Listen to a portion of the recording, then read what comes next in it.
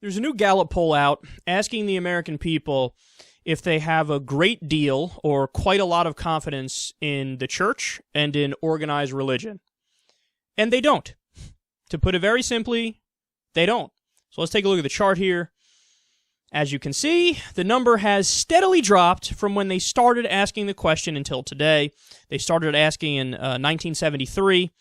As you can see there, around 75, it was 68% of the American people said they had quite a lot of confidence or a great deal of confidence in organized religion.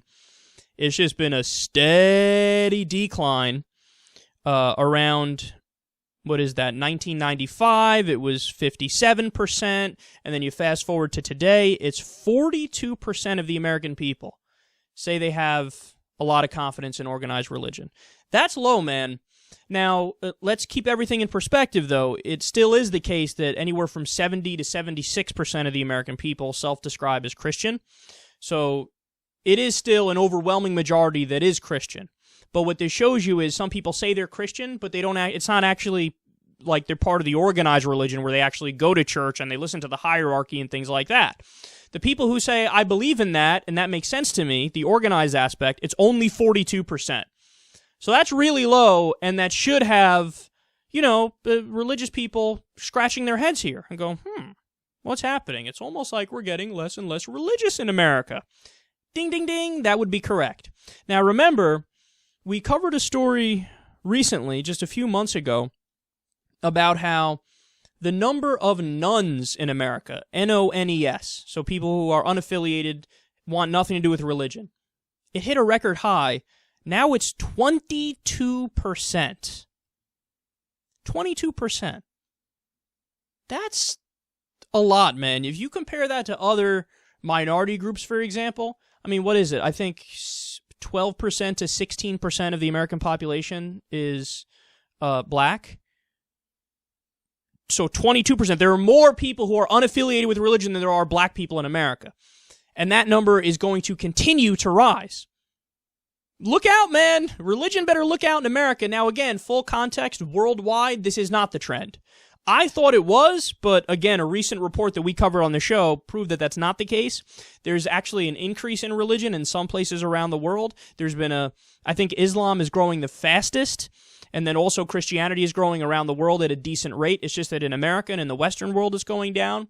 So what you see here is, in my opinion at least, it's good for America, good for the West in general, and I just hope that the message pierces through to other areas as well, because it's very important to move away from the dogmatism of religion, and definitely the organized aspect of religion, because these are the kind of the worst of the worst. It's one thing if you say, hey, I'm a Muslim, or hey, I'm a Christian, or hey, I'm a Buddhist, but, you're like, do I do anything about it?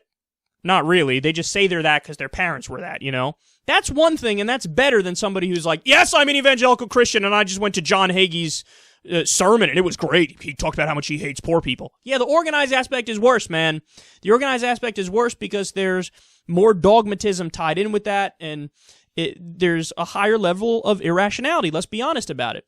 But even when it comes to the nuns, while we are moving in the right direction, and that's a good thing, when you dive into the specifics about that, there's a large percentage of the nuns that are basically new age spiritualist kind of people, where they say, I'm not a part of any religion, I don't believe in organized religion, but I believe in like spirits, man, or I believe in a god, just I don't know anything about that god or something like that. Now again, broadly speaking, I'd consider those people with us, secular people, because they're not trying to shove religion, into the law books, and they're not trying to change your mind and get you to buy into a holy book or anything like that. So they're with us to a certain extent.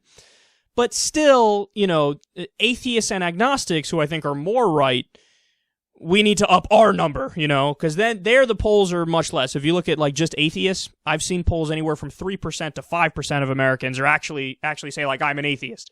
That I'd like to rise more. But the main takeaway here is, in the Western world, and specifically in America, we're winning. Our argument is being heard. And I think a lot of this has to do with the internet, man, because the internet came along and it just busted up a lot of the bullshit you believed. Back in the day, if you're sitting at a bar in 1973 and you and your buddy are having an argument about something scientific, let's say, whoever, was the smoother talker or who was louder or who got more people to agree with them, they would say, oh, I guess that's it. I guess that's how it works.